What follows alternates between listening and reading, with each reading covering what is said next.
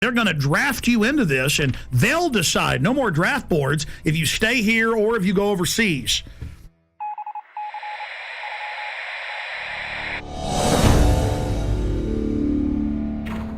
But this just broke. I just showed you the earlier terror training manual saying those that talk about the Constitution are terrorists and are a danger to police, those that are in Second Amendment groups.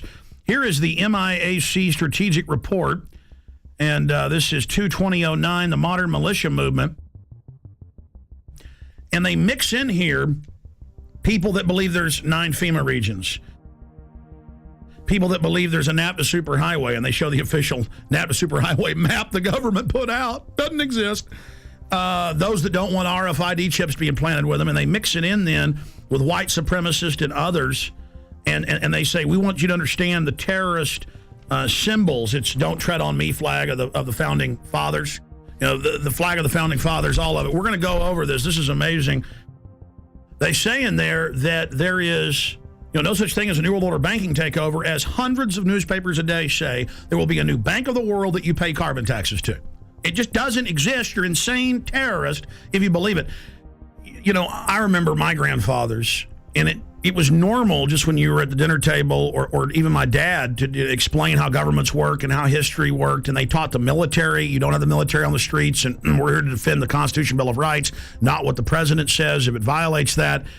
And we've gone from that now to a strategic report, 2/2009, the modern militia movement. And then they mix gun owner groups, pro-gun groups in with white supremacists.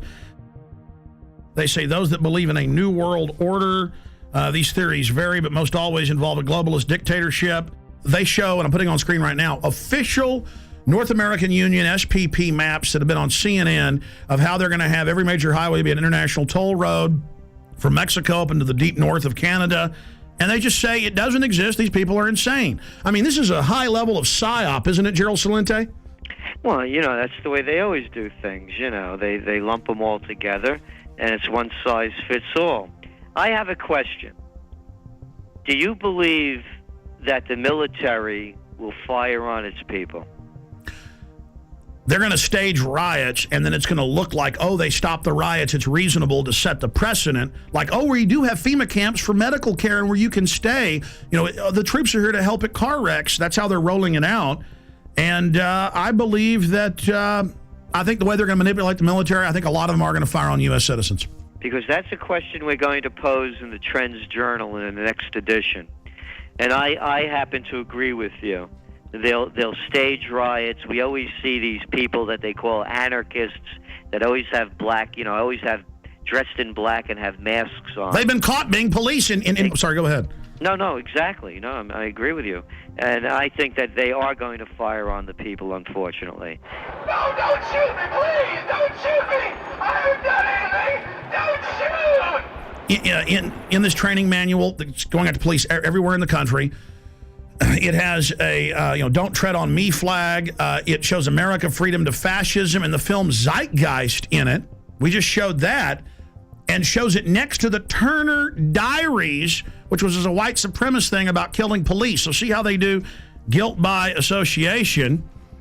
I mean, this is just off the charts, and this was sent to me by the Missouri Information Analyst Center. A police officer sent it to me. That's where they got it from.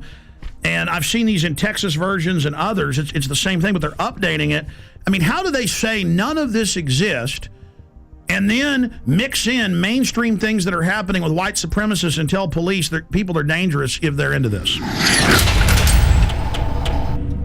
You're watching Police State 4, The Rise of FEMA. I wanted to take a little break out to explain the history of the Police State documentary films.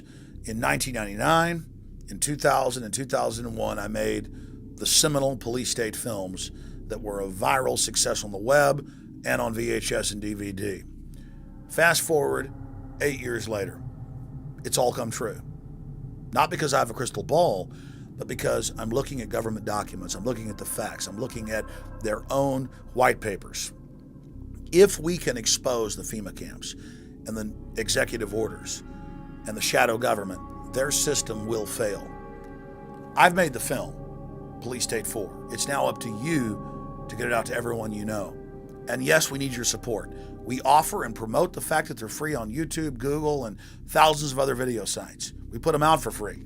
But we do ask you to give us the seed money, the support to run our websites, to do the syndicated radio show, and to make future films. So if you want this documentary in the best quality available and to have the expanded extras, please visit Infowars.com and purchase Police State 4: The Rise of FEMA. You can call toll-free 888-253-3139. You can visit Infowars.com or PrisonPlanet.com. If it hasn't been blocked in your country yet, many have. You can also write to us at Infowars, P.O. Box 19549, Austin, Texas 78760. PrisonPlanet.tv is a better tool than ever in the info war. Over 6 years of my radio and TV shows, all my films in super high quality, my book, Paul Watson's book, all there, 15 cents a day. Your support of PrisonPlanet.tv empowers the resistance to unlock minds worldwide. The destiny of Police State 4: The Rise of FEMA is in your hands. I'm asking all of you to have public viewings, to make copies, and to give to everyone you know. The power of humanity and the human spirit is unstoppable if you'll simply unleash it, if you'll simply take action and turn it loose. I salute you all. Good evening, my fellow Americans. We have been compelled to create a permanent armaments industry of vast proportion. We annually spend on military security alone more than the net income of all United States corporations. We recognize the imperative need for this development, yet we must not fail to comprehend its grave implications. Our toil, resources, and livelihood are all involved. So is the very structure of our society. In the councils of government, we must guard against the acquisition of unwarranted influence, whether sought or unsought, by the military-industrial complex. The potential for the disastrous rise of misplaced power exists and will persist. We must never let the weight of this combination endanger our liberties or democratic processes. Only an alert and knowledgeable citizen can compel the proper meshing of the huge industrial and military machinery of defense, the prospect of domination of the nation's scholars by federal employment, project allocations, and the power of money is ever present and is gravely to be regarded. We must also be alert to the equal and opposite danger that public policy could itself become the captive of a scientific, technological elite. We cannot mortgage the material assets of our grandchildren without risking the loss also of their political and spiritual heritage.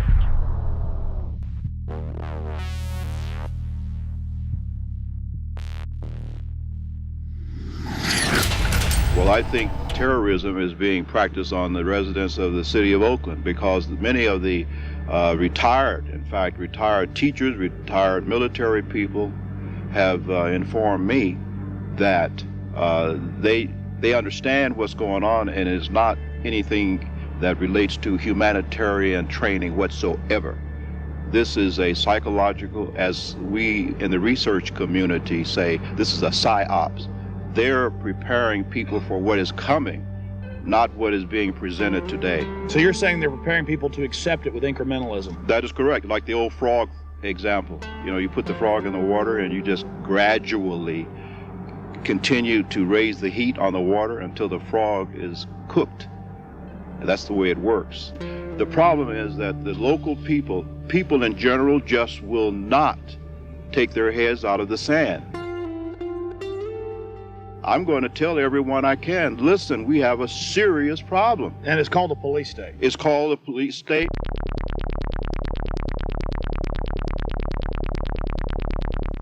Let's go ahead and get to this. I mean, you want to see, you know, what goes with FEMA camps like a horse and carriage. Troops, militarized police, training with the Army to take over your cities and towns. Let's go ahead and play this YouTube clip. Martial law is coming from News 7 at 11. The scenario was a fake, but the pepper spray and billy clubs used to break up this riot were definitely real. Good evening, I'm Miranda Stevens. Whether it's terrorism, riots, or any major disaster, local agencies will be the first to respond. That's why Roanoke City wants its disaster training to be as real as possible. Jeremy Butterfield has more. It's supposed to look like a riot, and the scene at William Fleming High School had all the elements. I'm one of the rioters that the guard and the police force had to take down and arrest, and did very successfully. In this scenario, everyone has a role to play.